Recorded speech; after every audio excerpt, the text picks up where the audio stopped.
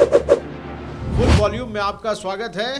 नेपाल के जो छात्र हैं, सत्ता और सिंहासन की चूल्हे हिलाते हैं। नेपाल की घटना बड़ी गंभीर घटना है। आपको लगता है कि ये आक्रोश नाजायज है? छात्र राजनीति कोई विद्यार्थी नेता नहीं घड़ती है तो फिर बेलगाम हो जाता है और ये सबके लिए चिंता की बात है। क्या विश्वविद्यालयों ने छात्र नेता पैदा करना बंद कर दिए हैं? इस तरह के विद्यार्थी हमारे सामने नेता होते थे तो समाज के बारे में बोलते थे। छात्र नेता जो हैं वो राजनीति में कूदने का एक जरिया मानते हैं पॉलिटिक्स को। हिंदुस्तान में सबसे महंगे चुनाव होते हैं। 5,000 में चुनाव लड़ा जा सकता है, कोई पर्चा भी दाखिल नहीं करता। फिर वो तो प्रैक्टिकल ही नहीं है। हम दुनिया के बड़े लोकतंत्र हैं, लेकिन हम सबसे खर्चीले चुनाव कराने वाले लोकतंत्र भी हैं। नमस्कार, मैं हूं राजेश अस्तानी। फुल वॉल्यूम में आपका स्वागत है और आज हम बात करेंगे नेपाल की। पहले श्रीलंका, फिर बांग्लादेश और अब नेपाल। हमारे पड़ोसी देशों में जो हिंसक आंदोलन हैं, उन्होंने न केवल दुनिया में एक बड़ी हलचल पैदा कर दी है, बल्कि भारत में भी इस पर काफ़ी चर्चा हो रही है। और इस पर बात करने के लिए हमारे साथ हैं वरिष्ठ पत्रकार नारायण बारेट। नारायण बारेट सूचना आयुक्त रह चुके हैं, प्रोफेसर रह चुके हैं जर्नलिज्म यूनिवर्सिटी के, और आज हम इस मुद्दे पे नारायण जी से बात करेंगे। नारायण जी, नेपाल के जो छात्र हैं आज वो सड़कों पर हैं, सत्ता और सिंहासन की चूल्हे हिला दी है। किस तरह देखते हैं आप इसको? नेपाल की घटना बड़ी गंभीर घटना है और ये लोकतंत्र दुनिया में जहाँ जहाँ उनको एक पैगाम है।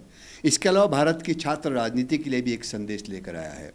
न केवल इन हमारे उपमहाद्वीप के इन 3 देशों में जो हमारे पड़ोसी हैं वहाँ इस तरह की घटनाएं हुई है, इंडोनेशिया में भी अभी विद्यार्थी सड़कों पर थे।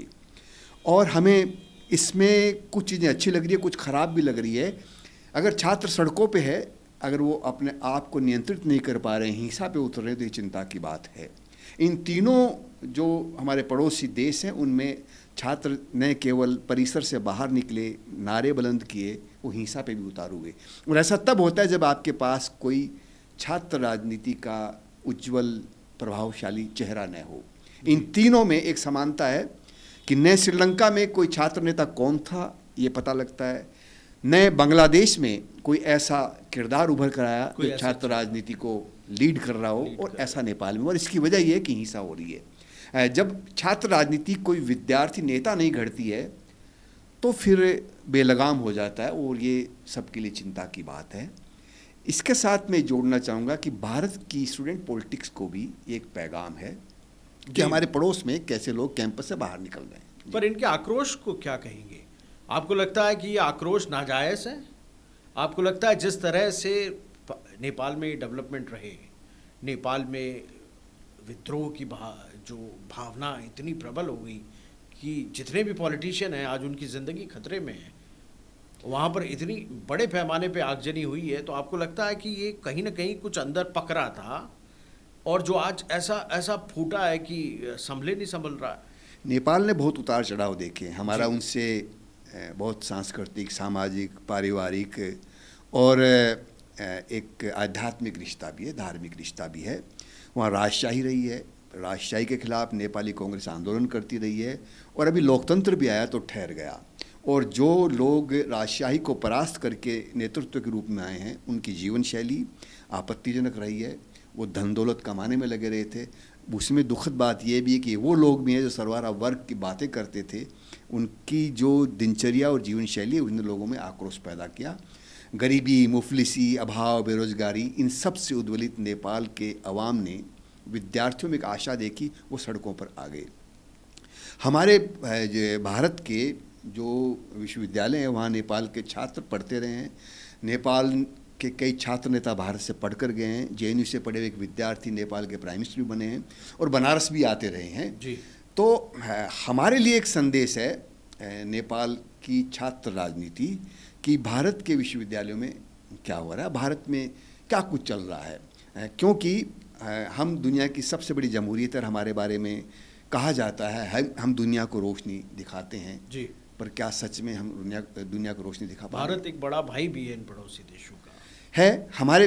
हम चूँकि संसार का सबसे बड़ा लोकतंत्र है जी, इसलिए हमारे विश्वविद्यालयों को हम कहते हैं कि वो लोकतंत्र की नर्सरी है। वो फुलवारी है, वो बागान है, वो बगीचा है जहाँ विद्यार्थी तैयार होकर आते हैं। एक से एक नुमाया किरदार भारत की राजनीति को छात्र राजनीति से मिले हैं, जैसे स्वर्गीय अरुण जेटली, ममता बनर्जी, लालू यादव, सुशील मोदी, गोविंदाचार्य, नीतीश कुमार जी, बहुत सारे ऐसे नाम हैं, सुषमा स्वराज, अतुल कुमार अंजान, सीताराम येचुरी, प्रकाश करात, ऐसे लोग अब तैयार होने बंद हो गए हैं। और आप सोचिए कि बहुत सारे राज्यों में विश्वविद्यालयों के चुनाव बंद हो गए हैं, क्योंकि उन छात्र संघों की प्रासंगिकता कमज़ोर पड़ गई है। वो छात्र राजनीति से उतना प्रभावशाली नहीं हो पाई है कि बाहर की राजनीति को प्रभावित कर सके, इसलिए आसानी से सरकारों ने चुनाव बंद करा दिए हैं। तो वो जो टकसाल थी हमारे छात्र नेतृत्व को तैयार करने की, उस पर एक ग्रहण लग गया है। ये हमारे लिए चिंता की बात है। और इसकी वजह क्या है? क्या विश्वविद्यालयों ने छात्र नेता पैदा करना बंद कर दिए हैं? और इसकी एक यानी इस मास लेवल पे आज मुझे कोई ऐसा चेहरा नहीं दिखाई देता युवा जो एक आवाज़ बन सके। कुछ चेहरे उभरे थे, लेकिन अब उनकी आवाज़ें भी मंद पड़ने लगी हैं। जेपी आंदोलन में पूरा जो राजनीतिक केंद्र था, आंदोलन की शक्ति थी, वो हमारे परिसर थे, कैंपस थे। और विश्वविद्यालयों के अध्यक्ष बहुत प्रभावशाली मुखर आवाज़ के साथ सामने आए, BHU, JNU, इलाहाबाद विश्वविद्यालय। और ये भी सही कि वह शिक्षक भी उतने ही उम्दा थे। मैं BHU के 4 अध्यक्षों से मिला हूँ, जिसमें मार्कंडेय सिंह, मोहन प्रकाश, प्रोफेसर आनंद और आनंद अभी हाल के समय में बने हैं। तो उन सब में जो मैं रोशनी देखता था वो आज की छात्र राजनीति में नहीं है। प्रोफेसर आनंद है, वो न केवल JNU के प्रेसिडेंट रहे, वो BHU के अध्यक्ष भी रहे, वो दोनों जगह प्रोफेसर भी रहे। उन्होंने शिकागो से समाजशास्त्र में PhD की थी। इस तरह के विद्यार्थी हमारे सामने नेता होते थे, तो समाज के बारे में बोलते थे। दिक्कत ये हुई कि पिछले कुछ सालों से छात्र नेताओं ने समाज के दुखियारों के लिए, मजदूर के लिए, मजलूम के लिए, औरत के लिए, गरीब के लिए, किसान के लिए बोलना बंद कर दिया, आवाज़ उठाना। पहले उस शहर में एक शक्ति माने जाते थे कि कोई पीड़ित व्यक्ति उनके पास जाता, दरवाज़ा खटखटाता, तो वो लोग उसकी मदद के लिए आते थे। अब ऐसा नहीं होने से जब सरकार ने चुनाव बंद किए तो उनके पक्ष में कोई बोलने के लिए खड़ा नहीं हुआ। नहीं, अब वो छात्र जो हैं, छात्र नेता जो हैं, वो राजनीति में कूदने का एक जरिया मानते हैं पॉलिटिक्स को, और वो वही हथकंडे अपनाते हैं जो आज के नेता लोग अपनाते हैं। तो आप विधानसभा और लोकसभा के चुनाव देखिए, उसी पैटर्न पे छात्र राजनीति के चुनाव लड़े जाते हैं, उसी जिसे कहा जाए लेविशनेस के साथ और उसी भव्यता के साथ ये चुनाव लड़े जाते हैं, और मुद्दों पे बात नहीं होती है। सियासत जब राजनीतिक उजियारे का अपहरण कर लेती है और अंधेरा लाती है, तो छात्र राजनीति एक दिए की तरह सामने आती है। छात्र राजनीति बाहर के लोकतंत्र में जो शक्तियां नुकसान कर रही है उनको नियंत्रित कर सकती थी, लेकिन हमारी राजनीति ने बहुत नफासत और मोहब्बत से काम किया कि उन्होंने छात्र राजनीति को अपना जैसा बना दिया। आज यही वजह है कि हिंदुस्तान में सबसे महंगे चुनाव होते हैं। हम दुनिया के बड़े लोकतंत्र हैं, लेकिन हम सबसे खर्चीले चुनाव कराने वाले लोकतंत्र भी हैं। पिछला जो चुनाव हमारा हुआ है, उसमें जो NGO इस पर स्टडी करते हैं, उनका कहना है कि 1,35 करोड़ लाख रुपए खर्च हुए चुनाव में, सब मिला करके, जो अमेरिका के राष्ट्रपति चुनाव से भी ज़्यादा है। हमारे छात्र नेता बात करते हैं चुनाव करवाने की, लेकिन एक लिंग 2 कमेटी बनी थी, सुप्रीम कोर्ट के आदेश से बनी थी, उसकी सिफारिशें थी, उस पर बात नहीं करते। वो कहती है कि आपकी कक्षाओं में 75% उपस्थिति होनी चाहिए, इस पर आप कोई बात नहीं करते हैं। आज वीराना नजर आता है कैंपस में। हमारे बजट को लेकर भी तो बात किया था कि आप इतना पैसा खर्च कर सकते हैं। और दूसरा इम्पॉर्टेंट चीज, चुनाव इतने महंगे हो गए हैं कि एक आम छात्र आपको लगता है चुनाव जीत सकता है अगर वो पैसा नहीं खर्च करे? तो इसकी व्यवस्था भी तो इसके लिए जिम्मेदार है। लिंग 2 कमेटी ने 5,000 रुपये अधिकतम खर्च की सीमा रखी है। 5,000 में चुनाव लड़ा जा सकता है क्या? कोई पर्चा भी दाखिल नहीं कर सकता। फिर वो तो प्रैक्टिकल ही नहीं है। लंगर चलते हैं, पार्टियां चलती है, साधन चलते हैं, है ना, ये सब चीज़ें होती है। वो राजनीति कभी ऐसी छात्र राजनीति कभी खराब राजनीति को दुरुस्त नहीं कर सकती। इसीलिए भारत में छात्र आंदोलन होने बंद हो गए हैं। जो घटनाएं होती है, मैं राजनीतिक आंदोलन की बात नहीं कर रहा हूँ, छात्र नेता समाज सुधार की बात भी करते रहे, वो दहेज के खिलाफ भी बोलते रहे, औरत के खिलाफ जाति पे भी बोलते रहे। आज भारत के छात्र राजनीति को ये नहीं दिखता है कि हर दिन 18 बच्चियां दहेज की बलिवेदी पर चढ़ाई जाती है, कोई नहीं बोलता है। 80 बलात्कार हो जाते हैं, छात्र राजनीति कोई नहीं बोलती है। महाराष्ट्र में सरकार का बयान है कि 56 माह में हर दिन 8 किसानों ने खुदकुशी की है। जब आप नहीं बोलोगे तो आपके लिए कोई क्यों बोलेगा। एक अरसा था, एक वक्त था जब छात्र राजनीति इन सब के लिए बोलती थी। जब से उसने कपाट बंद किए हैं, तो अभी जब वो मांग करने के लिए खड़े हुए तो उनके पक्ष में कोई ज़्यादा लोग नहीं बोले। बड़ी महंगी गाड़ियों पे चल सकते हो आप, लेकिन आप आवाम के लिए कुछ अच्छा नहीं कर सकते। इसीलिए भारत की राजनीति ने अपने आप को तनाव मुक्त कर लिया कि जिस वर्ग से उम्मीद थी कि जो उनकी गिरबान पकड़ के उनको कह सकता था कि इस मुल्क को ये चाहिए, इसमें सुधार की आवश्यकता है, उसको उन्होंने अपने जैसा बना दिया। ये बड़ी दुखद स्थिति है।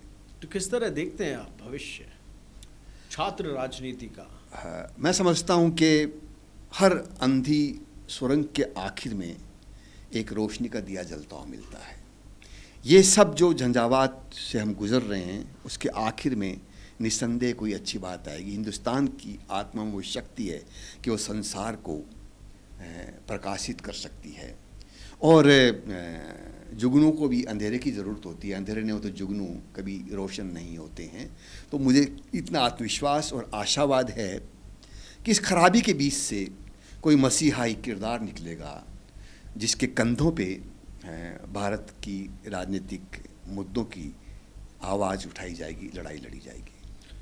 नारायण जी ने इस पूरे डिस्कशन का अंत जो है बड़े पॉजिटिव तरीके से किया है। हम उम्मीद करना चाहिए कि कुछ ऐसा होगा जिससे भारतीय राजनीति को युवाओं के जरिए एक दिशा मिलेगी।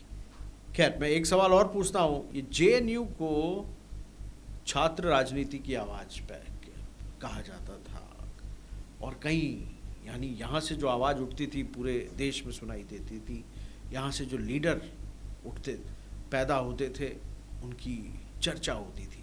उसने भी कुछ नेता पैदा किए, कन्हैया कुमार उनमें से एक था, पर आज उनकी भी आवाज़ कहीं सुनाई नहीं पड़ती, दिखाई नहीं देते वो लोग। जेएनयू एक ऐसी संस्था है जहाँ भारत के गरीब वर्ग के बच्चे भी पढ़ सकते हैं, पहुँच सकते हैं। हर साल सिविल सर्विस में निकलते थे।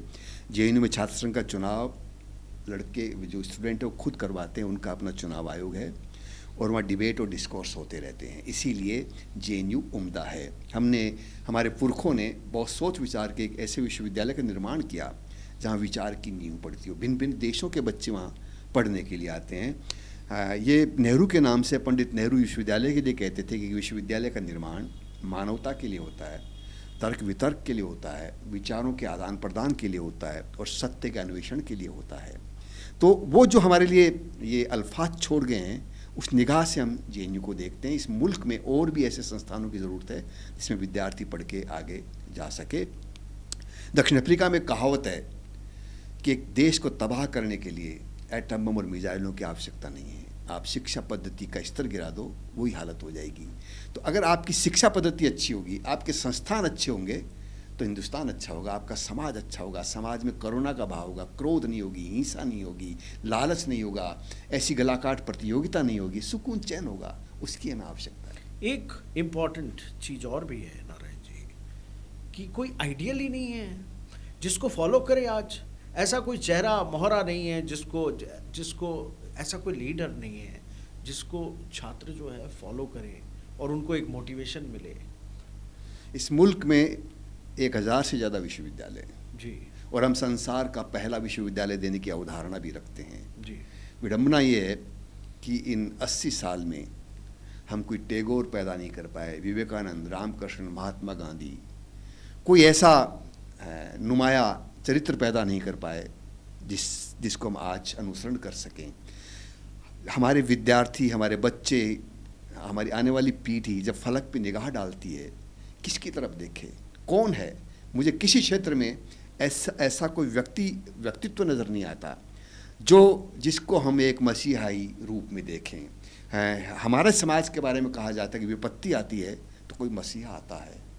आंखें तरस रही है, हमारी नज़रें, हमारी निगाहें उस मार्ग पे अटकी हुई है, निहार रही है कि काश कोई मसीहा आए, इस भारत को उसका गौरव लौटाए। आपको नहीं लगता ये जो मसीहा ढूंढने की परंपरा है ये एक कमज़ोरी है? एक पिक्चर आई थी अमिताभ बच्चन की, शहंशाह, उसमें एक गाना था, अंधेरी रातों में जब जुल्म ज़्यादा होता है तो एक मसीहा निकलता है, हैं? तो एक वो अमिताभ बच्चन ढूंढते हैं हर जगह कि अमिताभ बच्चन आएगा और वो जो है उनके सारे दुख दर्द दूर करेगा। पूरी साउथ की फिल्म इंडस्ट्री, चाहे वो बाहुबली फिल्म हो, इसी अवधारणा पे टिकी हुई है। आपको लगता है कि यही अवधारणा जो है एक कमज़ोरी भी है? नहीं, ये हमारी शक्ति है, हमारी कमजोरी नहीं है जी। कि जब भी संघर्ष और कठिनाई आती है, कोई न कोई मसीहा हमारे बीच में आता है। ये उस प्रक्रिया से हम गुजर रहे हैं, अभी उस पीड़ा से हम गुजर रहे हैं कि एक दिन कोई ऐसा हमारे सामने मसीहा आएगा जो हमें राह दिखाएगा। तो मसीहा का इंतज़ार करना चाहिए। बिल्कुल, मसीहा का इंतजार। हमसे बातचीत करने के लिए बहुत बहुत शुक्रिया, और फिर हम एक नए एपिसोड के साथ आपके सामने प्रस्तुत होंगे।